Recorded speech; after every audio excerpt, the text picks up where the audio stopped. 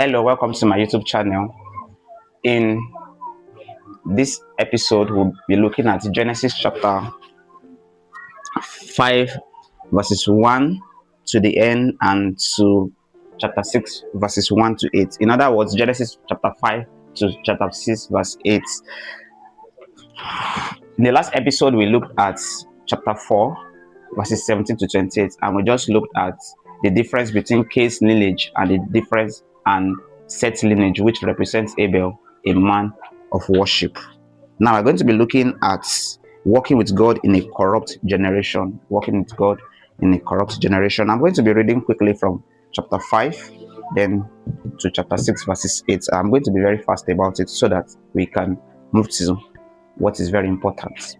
All right, this is the written account of the descendants of Adam. When God created human beings, he made them to be like himself. He created them male and female, and he blessed them and called them human. When Adam was 130 years old, he became the father of his son who was just like him in his very image. He named his son Seth. After the birth of Seth, Adam lived another 800 years, and he had other sons and daughters.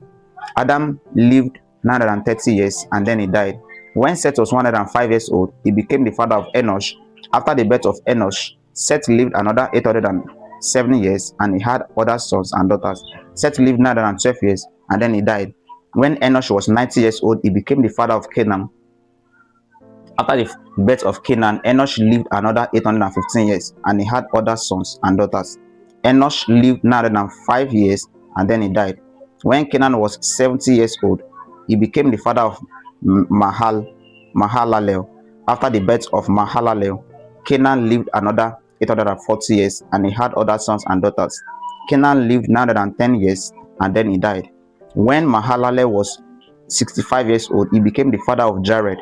After the birth of Jared, Mahalalel lived another 830 years, and he had other sons and daughters. Mahalalel lived 895 years, and then he died. When Jared was 165 years old, he became the father of Enoch.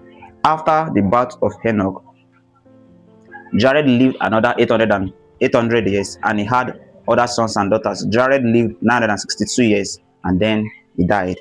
When Enoch was 65 years old, he became the father of Methuselah. After the birth of Methuselah, Enoch lived in close fellowship with God for another 300 years, and he had other sons and daughters. Enoch lived 365 years, walking in close relationship with God. Then one day, he disappeared because God took him. Interesting. 365 years, 365 days. Enoch, the perfect man. Okay. Well, let's continue. Walking in close relationship with God. Then one day he disappeared because God took him. When Methuselah was 187 years old, he became the father of Lamech. After the birth of Lamech, Methuselah lived another 782 years, and he had other sons and daughters. Methuselah lived 969 years, and then he died. When Lamech was 182 years old, he became the father of his son. Lamech named his son Noah, for he said, "May he bring us relief from our work and the painful labor of farming this ground that the Lord has caused." After the birth of Noah, Lamech lived another 595 years, and he had other sons and daughters. Lamech lived 777 years, and then he died. By the time Noah was 500 years old, he was the father of Shem, Ham, and Japheth. Chapter 6. I'm going to read from verses 1 to 8. Then the people began to multiply on the earth, and daughters were born to them. The sons of God saw the beautiful women and took any they wanted as their wives. Then the Lord said, "My spirit will not put up with humans for such a long time, for they are only mortal flesh. In the future, their normal lifespan will be no more than 120 years. In those days, and for some time after, giants Nephilim lived on the earth. For whenever the sons of God had intercourse with women, they gave birth to children who became the heroes and famous warriors of ancient times. The Lord observed the extent of human wickedness on the earth, and he saw that everything they thought or imagined was consistently and totally evil. So the Lord was sorry he had made them and put them on the earth. It broke his heart, and the Lord said, "I will wipe this human race I have created from the face of the earth. Yes, and I will destroy every living thing, all the people and large animals, the small animals that scurry along the ground, and even the birds of the sky. I am sorry I ever made them." But Noah found favor with the Lord. Yes, and that's the end of this passage. All right, so in this edition, I'm going to speak on walking with God in a corrupt generation. We saw first from Genesis chapter 5, verses 1 to the end, the lineage, the lifespan of each of the descendants of Adam, from Adam to Noah, who became the father of Shem, Ham, and Japheth. These people had a lifespan. Each of them lived a certain number of years of their lives. And from verses 1 to 8, we see how things began to happen. People began to marry themselves, and God made said was not going to spirit was not going to put up with man, and he mentioned that people will not live beyond 120 years, because if they live longer than that, wickedness would really increase. Think of the wicked person in your country right now or in your vicinity, and think of if this person were to live longer than he is now or she is right now. Let's say the person is already 90, you're already wishing this person is gone so that life can be free for you guys and all. So just now imagine that kind of person is living up to 900 years, the age of Methuselah, or 969 years. You can imagine the kind of wickedness that would spread, that would grow that time. So let me just quickly give an overview to the text. We talked about the genealogy of Adam to Noah, which I mentioned, which is with its lifespan, with their lifespan, and you realize that there was consistently, you would hear, and he said, and he said, and he said.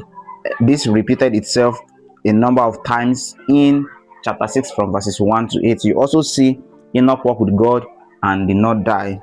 And that if he says he walked with God and he did not die, that means that was something that was peculiar to every human being, but his own was different.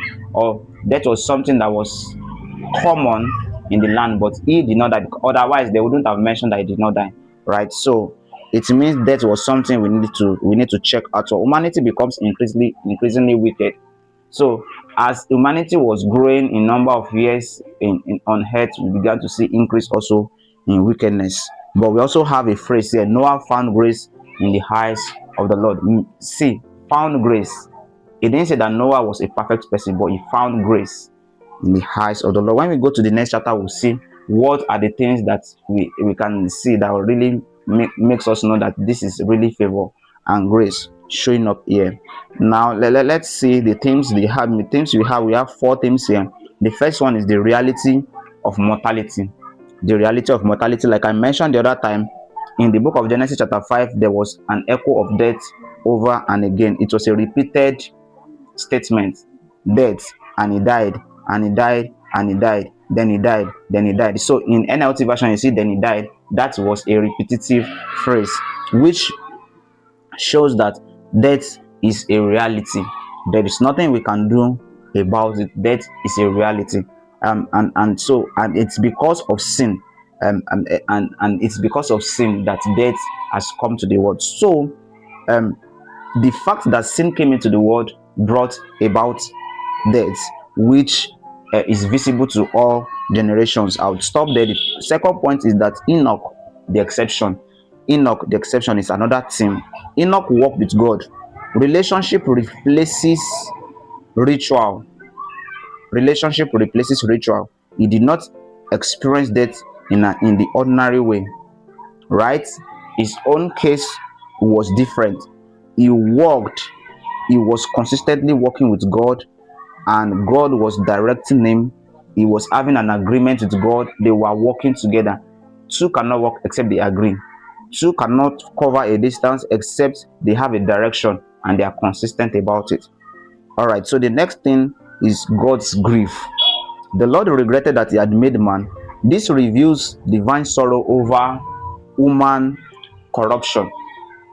God revealed his great sorrow over human corruption. For him to say, I regret creating man, it means that the corruption of man had grown so high to the point that he could not keep it himself by himself. He had to speak out and say, look, man is corrupt. I'm going to destroy the entire world. I'm going to destroy the entire world. Now, that means that if a man gets to a point where he feels so provoked and he makes certain statements, don't be surprised. If God was also felt that emotion, felt that feeling to the point that he had to even destroy the entire world, So you can imagine what human beings can also think in regards to what people can also think in regards to things like this. If God could think that way, wickedness is wickedness. Wickedness is terrible. Wickedness is not a good thing to experience, right? So God had to express his grief. And I think I would like to say here that we are in a culture. I think I've mentioned it in one of the videos. I don't know whether you have come across that. I've mentioned it and I'm going to say it again now, that just Christ wept. God expressed grief. Where did you get the idea that when someone is angry, he should just pretend as if everything is fine and is bottling things up? I think we should embrace people speaking up when they are not happy about something. It doesn't mean they are weak. It doesn't mean they are immature. In fact, it's maturity to let someone know you don't like this. Immaturity will make you not express dissatisfaction towards someone's attitude towards you, yet you will go behind to be talking about it and be doing scandalous, attitude and all of that. I think it's safe to express how you feel about something without scattering everywhere. I remember a story, but I'm not sure I really want to talk about that story right now. No, there was a case. There was there was a case. There was a okay. Let me say the story because I know you want to hear this story. So I was living with someone that time. We spent so much money getting the soup done. The soup was done with so much money, time, and energy. I think my elder brother had to go, had to leave. My elder brother had to leave the house. Let me stop laughing so you can get the message. My elder brother had to leave the house, trek to a far distance to get some soup ingredients.